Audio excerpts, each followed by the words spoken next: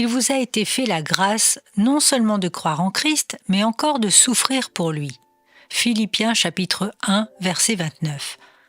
La doctrine chrétienne affirme avec raison que dans un certain sens, la croix de Christ englobe toutes les croix et que la mort de Christ englobe toutes les morts. Si un seul est mort pour tous, tous sont donc morts. Telle est l'œuvre juridique de Dieu dans la rédemption. Comme membre du corps de Christ, le chrétien a été crucifié avec celui qui en est la tête divine. Devant Dieu, tout vrai croyant est considéré comme étant mort lorsque Christ est mort. Toute expérience subséquente de crucifixion personnelle se fonde sur l'identification à Christ sur la croix. Mais dans les effets pratiques et quotidiens de la crucifixion du croyant, c'est sa propre croix qui intervient. Qu'il se charge de sa croix.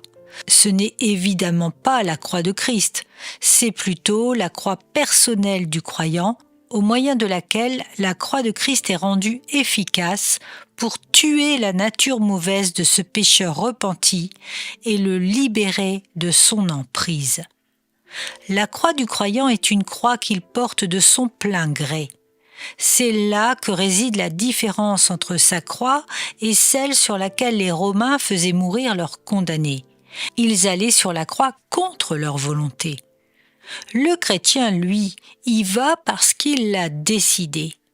Aucun officier romain n'a jamais pointé du doigt une croix en disant « si quelqu'un veut qu'il y aille ». Seul Christ a pu s'exprimer ainsi, laissant la décision entre les mains du chrétien. Chacun de nous doit se considérer comme mort avec Christ et accepter volontairement l'abnégation, la repentance, l'humilité et le sacrifice qui peuvent jalonner le chemin de la vie d'obéissance quotidienne.